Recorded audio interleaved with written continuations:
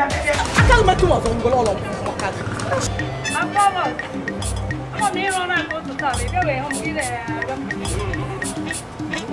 Oburu ge egwuregwu bụrụ gị njakịrị kwụsị anyị isi ụtụtụ a mgbe emechara unu akọwara ndị ahụ anyị ewu ndị VHCL